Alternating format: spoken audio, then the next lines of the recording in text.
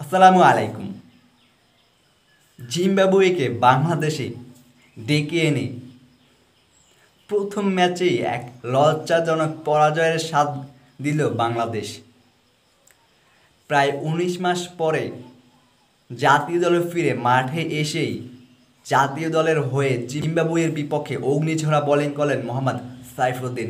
যে সাইফুদ্দিনের এই দারুণ বোলিং দেখার জন্যই এতদিন মুখিয়ে ছিলাম, ঠিক সেরকমই দুর্দান্ত বোলিং করে আমাদেরকে দেখিয়ে দিলেন, আমাদের স্বপ্ন পূরণ করে দিলেন, আমাদের আশাকে বাঁচিয়ে রাখলেন মোহাম্মদ সাইফুদ্দিন।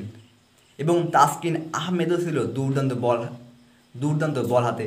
যেরকম বোলিংয়ের ভেরিয়েশন, স্পিড, ঠিক সেরকমই দুর্দান্ত বোলিং। এবং মাত্র 4 ওভারে 14 রান দিয়ে তিনিও স্বীকার করলেন 3 উইকেট, এবং সাইফুদ্দিনও 4 ওভারে 15 রান দিয়ে স্বীকার করলেন 3 উইকেট। যদিও উইকেটের শুরুটা করেছিল শেখ মেহেদী হাসান, তিনিও দারুণ বল করেছেন, 4 ওভার বোলিং করে দিয়েছেন মাত্র 16 রান। যদি এদিন বল হাতে শরীফুল ইসলাম এবং রিশাদ হোসেন ততটা ভালো বোলিং করতে পারেননি, তারপরও দারুণ বোলিং করেছেন তারাও, যদিও তারা উইকেট শূন্য থেকেছিল। অভিষেক ম্যাচে দারুণ খেললেন ছোট তামিম, তানজিদ হাসান তামিম।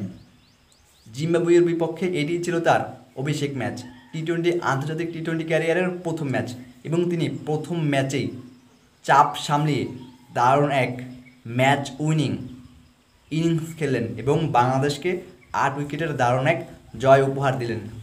এবং এবং তামিমের সঙ্গে দারুণভাবে সঙ্গ দিয়েছেন তাওহিদ হৃদয়। জিম্বাবুয়ের বিপক্ষে প্রথম টি-20 ম্যাচেই 8 উইকেটের বিশাল জয় পেল টিম টাইগার্স। এদিনেও ব্যাট হাতে ব্যর্থ ডাক বাবা, বাংলাদেশের নতুন ডাক বাবা লিটন কুমার দাস। মাত্র 1 রান করেই তিনি ফিরে গিয়েছেন প্যাভিলিয়নে। শ্রীলঙ্কা সিরিজে বারবার ব্যর্থ হওয়ার কারণে, বারবার ব্যাটিংয়ে খারাপ পারফরমেন্স করার কারণে পড়েছিলেন একাদশ থেকে বাদ, এবং স্কোর থেকেই তিনি বাদ পড়েছিলেন।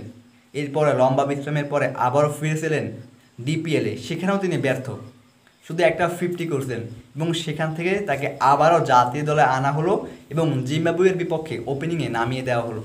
কিন্তু সেই লিটন আবারও ব্যর্থ, আবারও তিনি ব্যাট হাতে ফ্লপ মেরেছেন, মাত্র 1 রানেই ফিরে গিয়েছেন প্যাভিলিয়নে। যাই হোক, বাংলাদেশের জয়টা ছিল অসাধারণ, দারুণ এক টিম কম্বিনেশন ছিল, দলগত দারুণ পারফরমেন্স ছিল বাংলাদেশের, যার কারণে তারা জিম্বাবুয়ের বিপক্ষে খুব সহজেই জয় পেয়েছে 8 উইকেটের বিশাল ব্যবধানে। এবং এই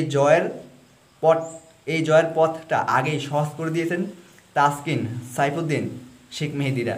তাদের দুর্দান্ত বোলিংয়ে মাত্র 124 রানেই থামে জিম্বাবুয়ের ইনিংস, এবং সেই 125 রানের খুব ছোট লক্ষ্য 15 ওভারেই শেষ করে ফেলে, 15 ওভারেই পূরণ করে ফেলে বাংলাদেশ। যাই হোক, বাংলাদেশের জন্য শুভকামনা রইল পরবর্তী ম্যাচগুলোর জন্য।